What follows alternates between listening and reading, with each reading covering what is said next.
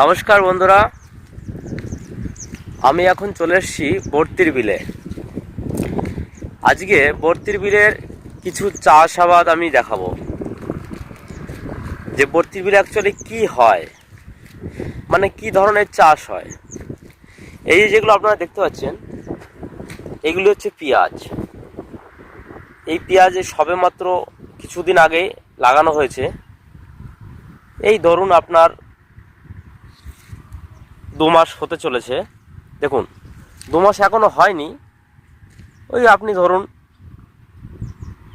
ওই 45 দিন 50 দিন হয়েছে। তা দেখুন পেঁয়াজের কিন্তু অলরেডি ভালো একটা সাইজ এসে গেছে। সুতরাং এই যে পেঁয়াজ, এই পেঁয়াজের কিন্তু আবার 2 ধরনের হয়, মানে 2 রকমের জাত বলে আমাদের এখানে, মানে চাষিরা জাত বলে। একটা হচ্ছে আপনার লাল লাসিকা আর একটা হচ্ছে সুখসাগর। এই মাঠে মানে সবই বলতে গেলে এই লাল লাসিকাটাই চাষ করা হয়, কারণ এটা অল্প দিনে এর সাইজটাও প্রচণ্ড বড় হয় এবং খেতেও খুব সুস্বাদু, খুব মানে ঝাঁঝালো হয়। হ্যাঁ, আরও কিছু আছে। দেখুন পেঁয়াজের কিন্তু শুধু পেঁয়াজ মানে পেঁয়াজের চাষ করা হয় না, পেঁয়াজের কিন্তু মানে একটা খাওয়ার কাজে লাগে, একটা পেঁয়াজের কিন্তু একটা মানে বীজ তৈরি করার জন্য একটা ব্যবস্থা আছে। সেটা দেখতে পাচ্ছেন এই যে কিছু কিছু পেঁয়াজের দেখুন, এই দেখুন এইগুলোকে বলে পেঁয়াজের কালি। এই কালিটা আবার 2 রকমভাবে ব্যবহার করা হয়। যেমন একটা হচ্ছে এই কালিটাকে কেটে নিয়ে বাজারে বিক্রি হয়, এটা রান্না করে খাওয়া যায়, ভাজা করে খাওয়া যায়, সবজি রান্না করে যেরকম খায় ওরকমভাবে তৈরি করা যায়, 2-3 রকমভাবে তৈরি করা যায়। সুতরাং এটার কিন্তু আবার বীজও তৈরি করা হয়। তাই এটা যখন পুরো বড় হয়ে যাবে, এটাতে ফুল হবে, সেটাও একটা দেখতে চমৎকার। সেটা পেকে যখন কালারটা তখন অন্যরকম হয়ে যায়, তখন সেটা বীজ হিসাবে তৈরি করা হয়। আচ্ছা, এর পাশেই আবার দেখুন ধান।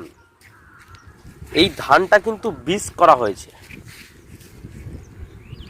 এই ধানটাকে বীজ করা হয়েছে।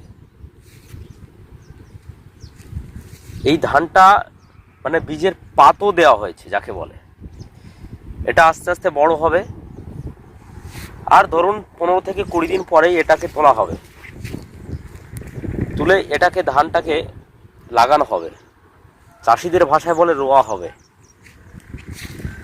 আবার এর পাশেই আবার কিন্তু অলরেডি একটু বড় সাইজের পাতও আছে, সেগুলো আমি আপনাদের দেখাবো। সেটা অলরেডি তোলা হচ্ছে, মানে ধান লাগানোর জন্য সেটা অলরেডি তৈরি হয়ে গেছে। ওই দেখুন দূরে আছে, দেখতে পাচ্ছেন আপনারা, অনেকটা দূরে আছে আমার থেকে। এখানে জল আছে, তাই জন্য আমি ওখানে যেতে পারছি না। তো এই যে জায়গাটা দেখতে পাচ্ছেন বন্ধুরা, এই জায়গাটাতে কিন্তু এই ধানের পাতাটাকে লাগানো হবে। এই জল এখানে বেশ অনেকটাই আছে।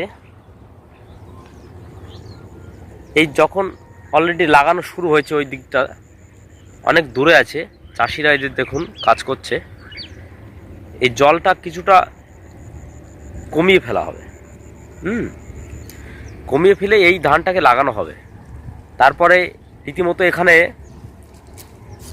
প্রতিনিয়ত মানে জল রাখতে হবে।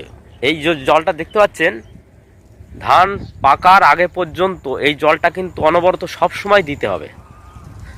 যেহেতু এখন হালকা শীত আছে, এই শীতটা আস্তে আস্তে যখন গরমের দিন আসবে, তখন ধানের চেহারাটা আরও কিন্তু সুন্দর হবে। এবং তখন গরম আসলেই কি হয়, তখন কিন্তু অলরেডি জলটা শুকিয়ে যাবে। তখন এখানে পাম্পের মাধ্যমে বা মেশিনারি শ্যালো মেশিনের মাধ্যমে এটাকে জল দিতে হবে রেগুলারই, এবং সার দিতে হবে।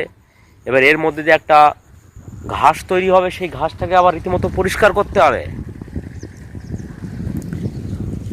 ধানের মধ্যে আবার বিভিন্ন রকম যদি কোনো পোকা মাছি তৈরি হয়, সের জন্য আবার ওষুধ দিতে হয়। তা এটা আপনাদের দেখালাম।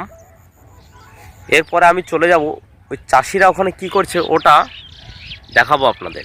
আমি ওখানে যাচ্ছি।